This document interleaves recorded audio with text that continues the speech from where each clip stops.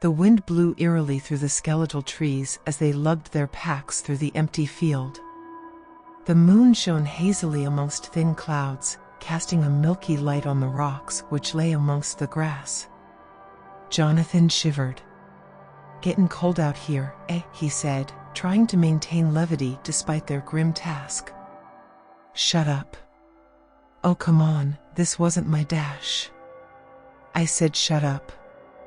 Michael spoke in urgent whispers, though the wind carried his words to the far reaches of the field, where a line of woods stood guard like petrified soldiers, frozen in solemn acknowledgement. Jonathan jogged to catch up to his friend. "This was your idea, man, don't get mad at me." He tried to match his friend's tone, but he couldn't keep the fear from edging out the anger. "Yeah, and rule number 1 was don't make too much damn noise, but here you are dash."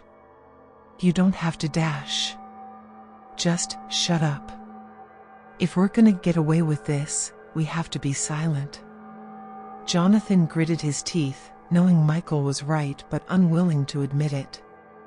The wind picked up again. It seemed like an ancient scream turned into a quiet murmur flying past his ear. He shivered again, finding it frightening if not somewhat seductive. Soon, he felt leaves under his feet again, and saw that they had come to a thin set of trees which marked the last stop of their journey before they reached their destination.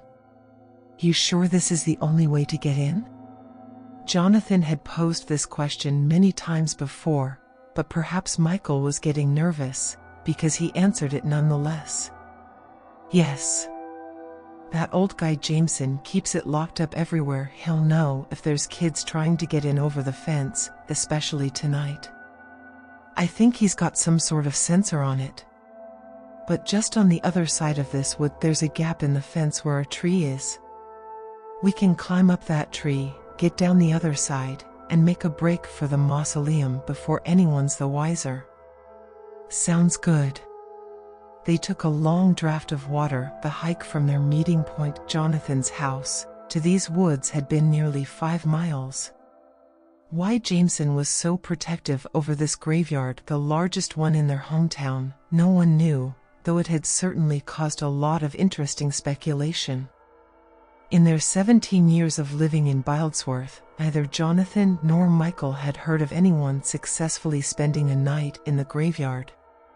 They both hoped that would change on that Friday night. "What time is it?" asked Michael, eyeing the other side of the trees. 10:30. "Perfect, let's go." They crept through the forest, trying to avoid crackling the leaves. Soon, they were on the other side, staring at the fence. The wind blew again, this time a low, monotonous howl, the pained sound of a long-tortured beast. Jonathan felt a flash of foreboding, but given that it was hardly his first, he shook his head and followed Michael to the fence, where there was indeed a tree splitting a section, and a wire over the spikes at the top, which was likely a touch sensor. "Right," whispered Michael, "I'll go first, you follow, okay?" Jonathan nodded, watching his friend climb the tree lithely, dropping down on the other side with a little thud. He gestured Jonathan to come over, hardly containing his delight at having entered the graveyard undetected. Jonathan hesitated at first, but quickly climbed the tree himself, feeling a little jolt in his legs as he landed on the other side. The two boys grinned at each other, their teeth a harsh white in the moon's shadowed rays. They bolted to the mausoleum, a building not too far from that side of the fence. Once they were well hidden near some bushes, they let out a few whispers of delight. "I can't believe that worked," said Jonathan. "I know. I mean, of course it worked, it was my idea." They stifled their laughs and leaned back against the cold gray rock. Now all they had to do was keep an eye and ear out for the old man, and perhaps move to a new hiding spot every now and again. But at the moment, they allowed themselves to enjoy the night. It was Halloween, remembered Jonathan. This time last year he'd been at a party Michael threw at his place. This year all of their classmates were going to Ahmed's party. He imagined himself there, in full costume, with every girl staring at him as though he were an alien. No, he much preferred the spectral tranquility this graveyard provided him. "Michael," he whispered, "I'm glad we did this." "Me too, bro," replied Michel, quietly opening his bag. "This is really like old times, eh?"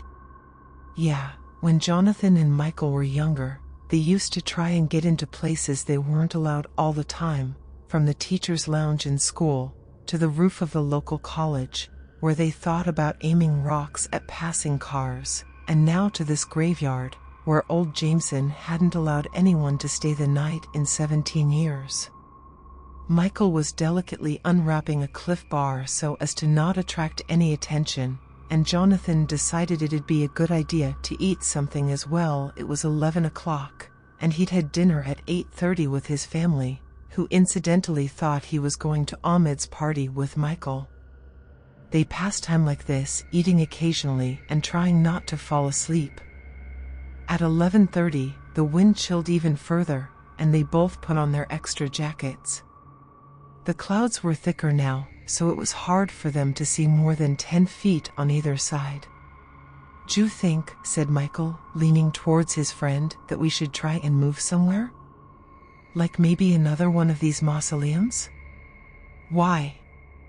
Michael shrugged. "It might be good to get our blood moving, I guess. It's freezing out here." That it was, but Jonathan felt quite comfortable in the pillars and shade provided by their current hideout. If they made a move for another one, which was beyond eyesight, they ran the risk of running into Jameson. "I think we should lay low here, at least until midnight. Then we can find another one. I also want to check out those gravestones on the north side. That's the oldest part of the cemetery." "Yeah, sounds cool. All right then, we'll stay here a little longer." At 11:45, they felt the first nods of sleep wavering their spirit. It was odd they'd both downed an energy drink before they came here, and their nerves should have been plenty to keep them alert, but Jonathan found his eyes closing for longer and longer periods of time. Just as he was about to tell Michael they should move away from this mausoleum, he heard a faint humming in the distance. "Michael," he whispered urgently, "do you hear that?" His friend nodded, holding up a hand for silence. "Over there," he said eventually. Jonathan saw a dim light in the distance, probably Jameson's lantern. There was movement as well, but his eyes couldn't discern what was happening. The humming continued, increasing in volume though the light remained in the same spot. "I think we should move," muttered Jonathan, his throat tight. He didn't know why, but the pale yellow light of the lantern, coupled with the humming, which he could no longer place near the brightness, was unnerving. "Agreed. Grab you, Dash." "What are you boys doing here?" shouted a voice from their left. They screamed, all pride forgotten, before the sight of the old man Jameson, who was in front of them with a flashlight which cast their faces in an old orange light. For a terrible moment, they were frozen before the wrinkled, scarred, and wild visage of the caretaker. His mop of thin gray hair flew about in the wind, and though his face was otherwise ancient, his eyes remained sharp in the light of the moon. "Jonathan, run!" cried Michael. They ran as fast as they could, adrenaline pumping through their veins, allowing them to hurdle unseen obstacles and gravestones. Finally, they came to rest near a large gravestone behind which they could both hide. "Did we lose him?" gasped Jonathan as he clutched the stitch in his chest. "Think so," wheezed Michael. Neither of them would dare to peek over the gravestone, but they soon heard a voice floating on the wind, clearly Jameson's. "Game's over, boys. It's almost midnight. Don't make me come and get you." His voice, already tremulous from his many years on Earth, sounded almost playful. "Maybe we should dash." "No," said Michael firmly. "We've been planning this for months. We can't let this old man just ruin it like that." Besides, he added, wasn't that fun? I mean, come on, we knew we might have to make a run for it at some point. I guess. Do you even know where we are? They looked around, but the moon was now behind a thick cloud, and the only light came from a few stars scattered in the night. I can't tell. Hold on. Michael pulled out a compass from his bag. Well, we came from that way, which is south, so I guess we're in the north part of the graveyard now. Well, that's lucky, I guess. Jonathan let out a little laugh, but was quickly quelled by his friend. Shoo, we gotta keep an ear out for Jameson. Right. And so they did. For about an hour, while the adrenaline was still fresh in their veins, they kept a watchful ear on the wind for any sound of the old man returning. How he had snuck up on them so silently was beyond either of their knowledge, but they were determined to not let it happen again. Occasionally, they would hear a soft voice on the wind, never quite able to place it, and every now and again there would be a light, always pale yellow, which flickered on to the south. They shivered at the sight of it, as they subconsciously knew it was not Jameson with his orange flashlight. Hey, I think we should keep moving. Last time the old man only caught us because we were getting tired. I think I can see another mausoleum over there. Michael gestured to the darkness further north. All right. They carefully picked up their bags and kept low as they traversed the weathered gravestones, many of which were crumbled with faded letters. A voice on the wind made them freeze about halfway to the mausoleum. Boys, don't be fools, you're almost out of time. You shouldn't have stayed after midnight, but you could still get out if you dash. The rest of the message was lost as the wind gave a tormented howl. What does he mean, get out? Asked Jonathan, and why is he saying we're almost out of time? Michael shrugged. I don't know, but we should get to that mausoleum if we want to keep him from finding us. We're sitting ducks in these old gravestones. When they got under the shade of the large tomb, Jonathan pulled out a granola bar and took a bite as he asked, what time is it? 1:30. Wow, time really flew after we— What was that? He added in a yelp. What? Cried Michael with a start. I saw something move over there. Jonathan pointed to their left, where there was a small gathering of moderately sized pine trees. Michael stared at them for several seconds, after which he let out a long sigh and whispered, keep your voice down, Jonathan, there's nothing there. No, I'm serious, bro, there's something over there. Jonathan shivered and realized his finger was trembling. He lowered it to avoid looking jumpy. Shut up, hissed Michael, there's enough to worry about with Jameson running around here. You probably just saw the wind move those trees. Michael paused as he said it because he realized that, for the first time that night, the wind was utterly quiet. They stared at the pine grove for some time, until they heard the voice of Jameson once more. Come out, boys, it doesn't have to be this way, you still have a chance. I'm warning you. The voice seemed closer now.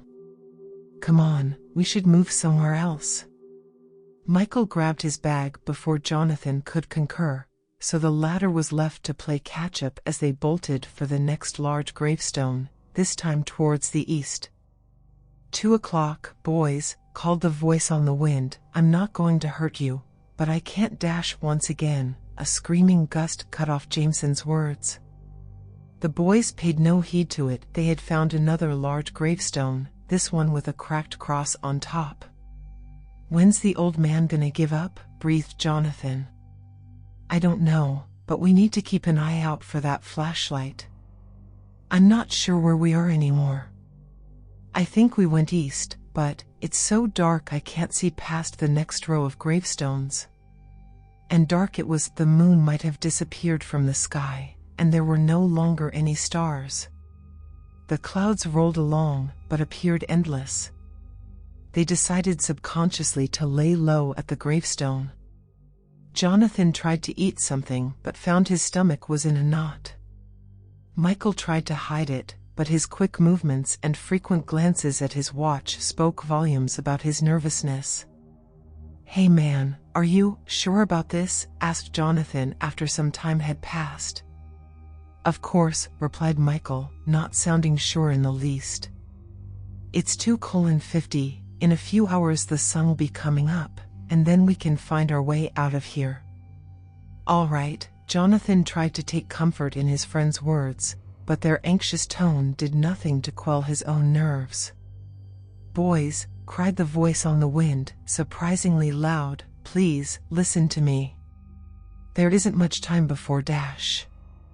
"That was close," whispered Michael, peeking his head above the gravestone. "He's over there." "What?" Jonathan looked around the side and saw Jameson not 30 feet away, his flashlight sweeping the area to the boys' left in frantic movements. As the boys' breath quickened pace, they did not hear a rustling in the brush behind them. "Listen to me," cried Jameson, sounding panicked now. "Come out now. There's only a few minutes left before it's too late." "What's he talking about, Michael?" "Shoo, it's probably just a scare tactic he uses to try and get the kids that slip past him the first time." Michael did not sound convinced himself. "What time is it?" 2:56. "Remember, just a few more dash." "What was that?" yelped Jonathan in a choked voice. "Shut up," whispered Michael, "there's nothing out there." But this time he had seen it too. In the north there had been a large, crooked shadow darting from behind a gravestone.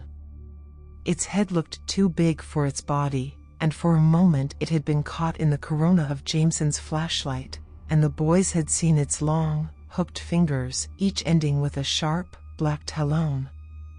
They rubbed their eyes, hoping against all hope they'd imagined it. When things quieted down, and Jameson had stopped yelling for a couple minutes, they were almost convinced they had imagined it, but Jonathan kept his wide eyes on the spot he last saw the ghastly thing. "Just a trick of the light," muttered Michael, well aware there was no light where they had seen that thing, that it had been darker than the night itself. "Bro, I think we should just go home," said Jonathan in a breathless whisper. "This place is dash." "There you are," cried a voice on their right.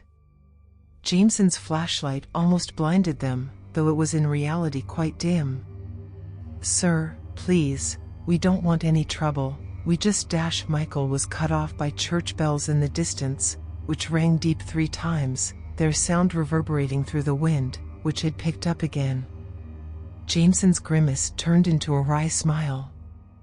"I'm sorry, boys, there's nothing I can do for you now. You'll be spending the night."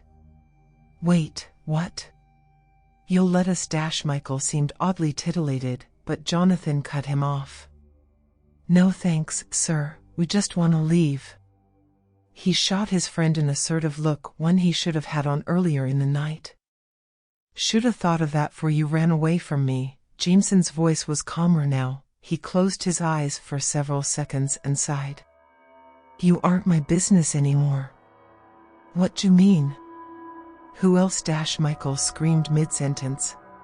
"What the hell?" Jonathan looked and saw his friend had 2 gray hands with spider-like digits curled around his shoulders. As Michael tried to beat them off to no avail, Jonathan felt a similar set of hands on his back. He screamed and clawed at their scabby gray flesh, but their iron grip only got tighter. He became aware of a putrid smell about the place, and saw movement all around him. Michael screamed again, as another pair of hands grabbed his feet, and Jonathan felt a few fingers curl around his waist from below. A hand was flailing out of the ground. "The night is patient, boys," said Jameson with a shake of his head, "but it cannot be stifled forever, especially not this time of year." Jonathan saw 2 specters walk by him on either side, absorbing the light from his flashlight so as to remain unseen. There were some guttural growls coming from their feet, and black shapes flew past the dark silver clouds. He felt his friend being dragged away, and tried calling for him before he too was being pulled across the dirt, his last scream dying in his throat.